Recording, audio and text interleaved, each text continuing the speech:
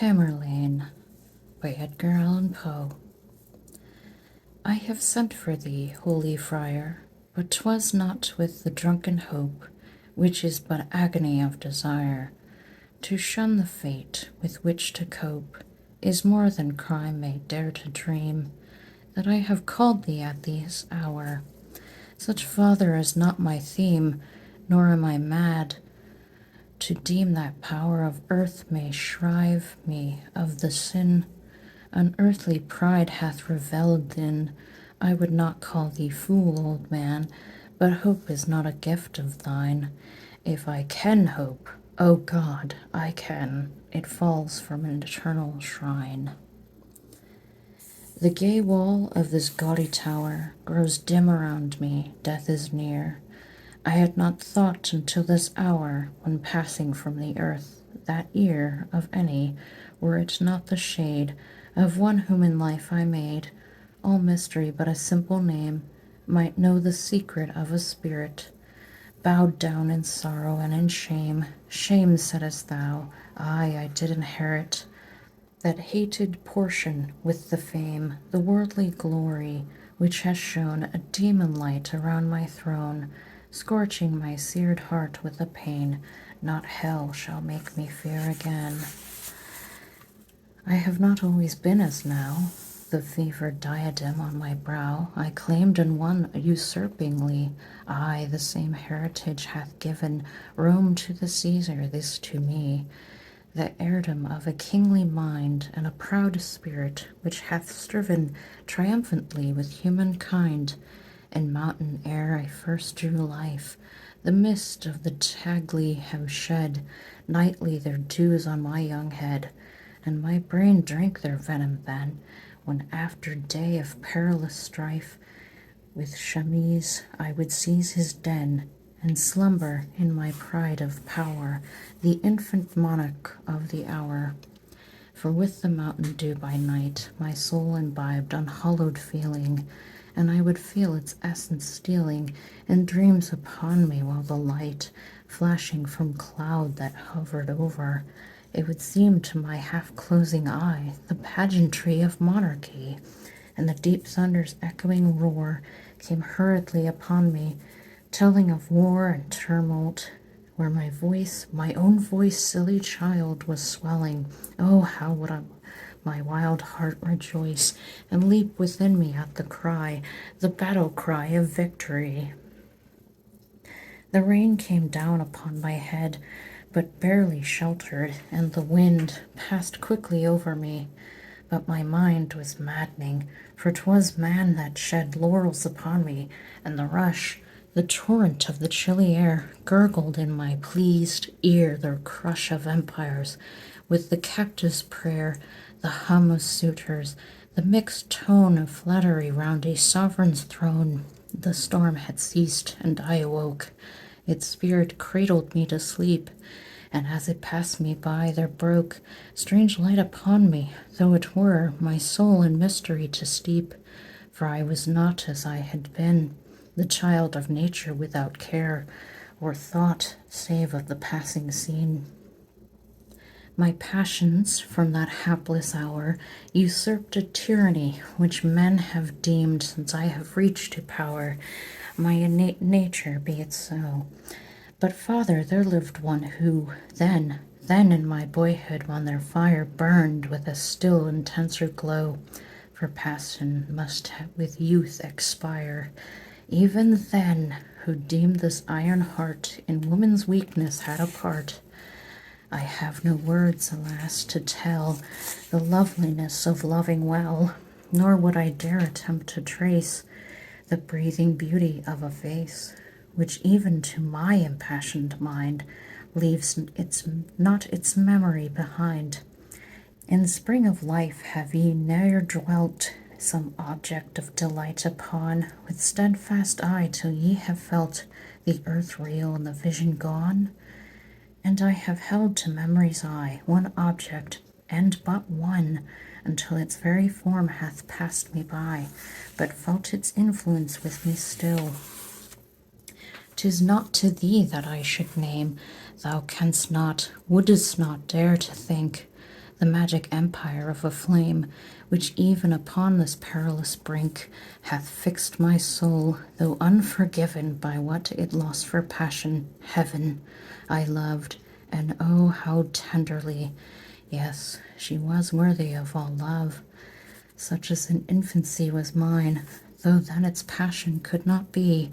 'Twas such as angel minds above might envy her young heart the shrine, on which my every hope and thought were incense, then a goodly gift, for they were childish without sin, pure as our young examples taught. Why did I leave it and adrift? Trust to the fickle star within.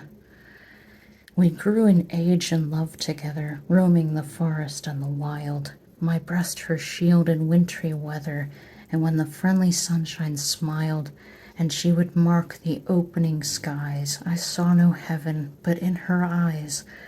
Even childhood knows the human heart, for when in sunshine and in smiles, from all our little cares apart, laughing at her half silly wiles, I'd throw me on her throbbing breast, and pour my spirit out in tears.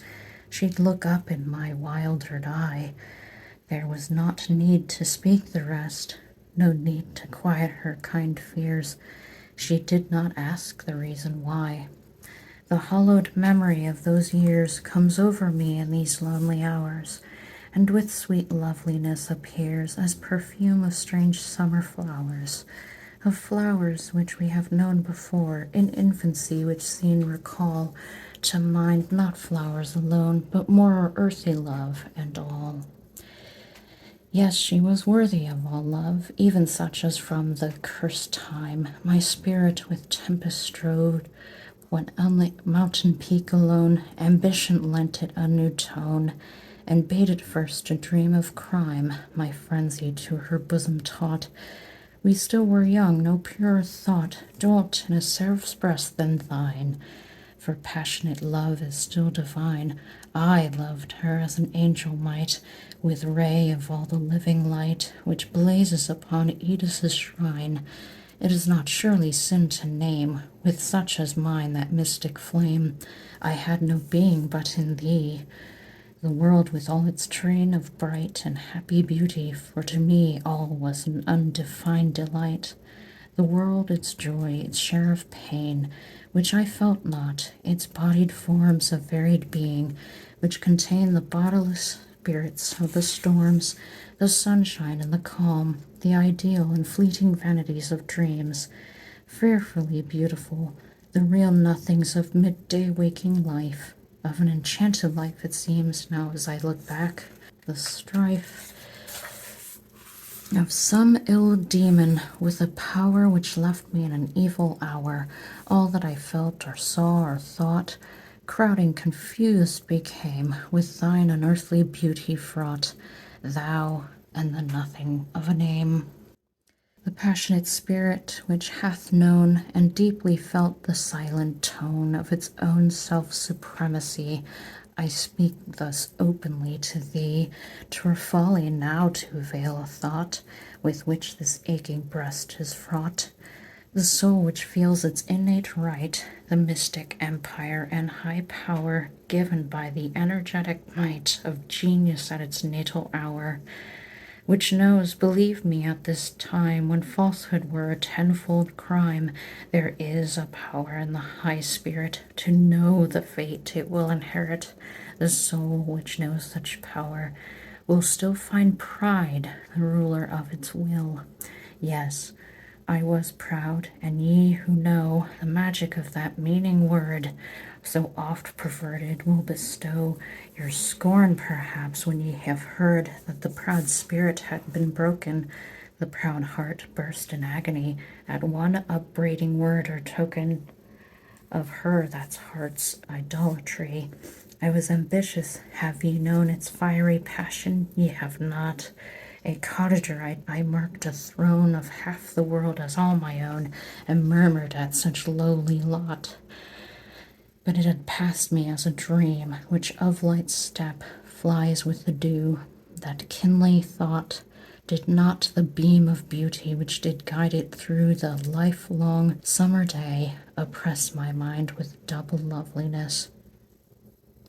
We'd walk together on the crown of a high mountain which looked down, afar from its proud natural towers of rock and forest on the hills, the dwindled hills whence amid bowers her own fair hand had reared around, gushed shoutingly a thousand rills, which as it were in fairy bound, embraced two hamlets, those her own, peacefully happy, yet alone. I spoke to her of power and pride, but mystically, in such guise that she might deem it naught beside. The moment converse in her eyes, I read, perhaps too carelessly, a mingled feeling with my own. The flush on her bright cheek to me seemed to become a queenly throne, too well that I should let it be a light in the dark wild alone. There in that hour a thought came o'er my mind it had not known before, to leave her while we were both young, to follow my high fate among the strife of nations and redeem the idle words which as a dream now sounded to her heedless ear. I held no doubt, I knew no fear of peril in my wild career. To gain an empire and throw down as nuptial dowry a queen's crown, the only feeling which possessed with her own image my fond breast, who that had known the secret thought of a young peasant's bosom then, had deemed him in comparison aught but one whom fantasy had led astray from reason. Among men ambition is chained down, nor fed, as in the desert, where the grand, the wild, the beautiful conspire with their own breath to fan its fire. With thoughts such feeling can command, unchecked by sarcasm and scorn of those who hardly will conceive that any should become great, born in their own sphere, will not believe that they shall stoop in life to one whom daily they are wont to see familiarly, whom fortune's sun hath ne'er shone dazzlingly upon lowly and of their own degree. I pictured to my fancy's eye her silent, deep astonishment when a few fleeting years gone by, for short the time my high hope lent to its most desperate intent, she might recall in him whom fame had gilded with a conqueror's name, with glory such as might inspire perforce a passing thought of one whom she had deemed in his own fire withered and blasted, who had gone a traitor, violate of the truth so blighted in his early youth. Her own Alexis, who should plight the love he plighted then again, and raise his infancy's delight, the bride and queen of Tamerlane. One noon of a bright summer's day I passed from out the matted bower, where in a deep still slumber lay my Ada. In that peaceful hour a silent gaze was my farewell. I had no other solace then to awaken her, and a falsehood tell of a feigned journey were again to trust the weakness of my heart to her soft thrilling voice, to part thus haply while in sleep she dreamed of long delight, nor yet had deemed awake that I had held a thought of parting were with madness fraught. I knew not woman's heart, alas, though loved and loving, let it pass.